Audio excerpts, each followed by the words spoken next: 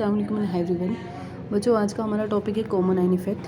Common ion effect को देखने के बाद हम बफर सॉल्यूशन पे जाएंगे। तो कॉमन आयन इफेक्ट क्या होता है पहले हम समझते हैं। देखो, मान लो मेरे पास कोई एक वीक एसिड है, सपोज एसिटिक एसिड। ये डिसोशिएट होगा एसिटिडाइन और H+ में और इक्विलिब्रियम एग्जिस्ट करेगा। इक्विलिब्रियम एग्जिस्ट क्यों करेगा? क्योंकि जितने ये टूट के रिएक्टेंट प्रोडक्ट बनाएंगे उतने प्रोडक्ट छूट के वापस ये बना देंगे। ठीक है, अब ये मतलब चल रहा था इक्विलिब्रियम में।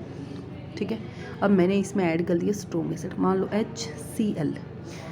अब HCl क्या बनाएगा? H positive Cl negative. तो देखो, यहाँ H पॉजिटिव, यहाँ पे H पॉजिटिव बना, ये वाला एक, अब यहाँ, और एक तो H पॉजिटिव कहाँ बना? यहाँ पे। तो एक पॉजिटिव ये, एक पॉजिटिव, दोनों में कॉमन आयन है, मतलब एक जैसा है। तो देखो, कॉमन आयन इफेक्ट क्या होता है? जब हम स्ट्रॉन्ग इलेक्ट्रोलाइट जिसमें कोई कॉमन आयन हो वीक इलेक्ट्रोलाइट के साथ, वो ऐड किया जाए वीक इलेक्ट्रोलाइट में to the equilibrium of weak electrolyte, तब जो कंसंट्रेशन है प्रोडक्ट की वो तो बढ़ जाएगी, लेकिन जो इक्विलिब्रियम होगा रिएक्शन का वो शिफ्ट हो जाएगा बैकवर्ड डायरेक्शन की तरफ। अब कॉमन आयन क्या होता है? तो देखो, जब वीक इलेक्ट्रोलाइट के इक्विलिब्रियम में हम स्ट्रॉन्ग इलेक्ट्रोलाइट को डालते हैं, उन दोनों में कोई कॉमन आयन होगा। इसकी वजह से क्या होगा कि स्ट्रॉन्ग इलेक्ट्रोलाइट की वजह से जो वीक इलेक्ट्रोलाइट की डिसोसिएशन होती है ना, वो रुक जाती है, सप्रेस हो जाती है। तो इसी को बोला जाता है कॉमन आयन इफेक्ट। तो जो सप्रेशन है, degree of dissociation of a weak electrolyte by addition of a strong electrolyte having a common ion is called as common ion effect. ठीक है, अब एग्जांपल में जैसे अमोनियम हाइड्रोक्साइड है, NH4 पॉजिटिव OH नेगेटिव, ये weak base है। अब strong base डालूंगी NaOH, तो इसमें क्या हो जाएगा? Na positive OH। अब OH यहाँ भी है, यहाँ भी है, तो कॉमन आयन है। तो अब इस स्ट्रॉन्ग बेस की वजह से ये जो वीक बेस है इसकी डिसोसिएशन रुक जाएगी, इसी को बोलेंगे कॉमन आयन इफेक्ट। अब नेक्स्ट टॉपिक है बफर सॉल्यूशन। तो बफर सॉल्यूशन क्या होती है? देखो, मान लो, सबसे पहले हम एग्जांपल लेते हैं फिर समझते हैं।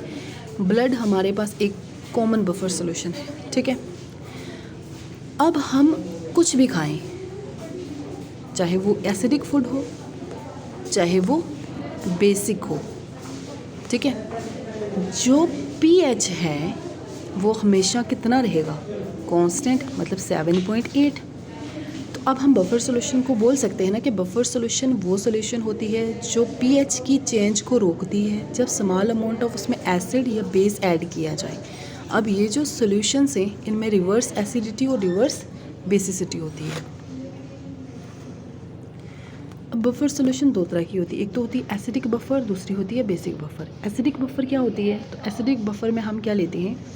एक लेते हैं हम वीक एसिड, ठीक है, या फिर लेते हैं वीक एसिड का साल्ट प्लस स्ट्रॉन्ग बेस लेते हैं। ये बनाती है इक्विमोलर क्वांटिटीज़, मतलब जितनी इसकी क्वांटिटी होगी उतनी स्ट्रॉन्ग बेस की होगी, जितने मोलर इसके होंगे मोल्स इतने इसके होंगे।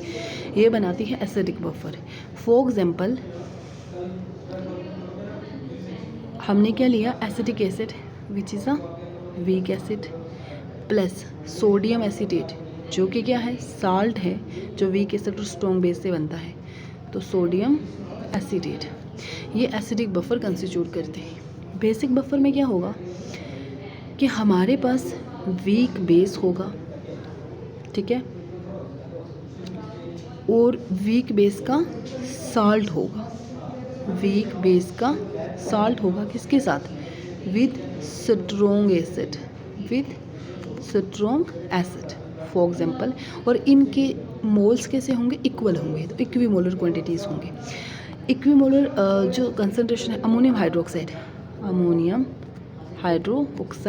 प्लस अमोनियम क्लोराइड, तो ये कंस्टिट्यूट करेगा बेसिक बफर।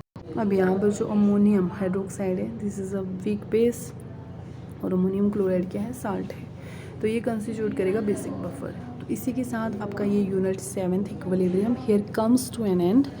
Thank you.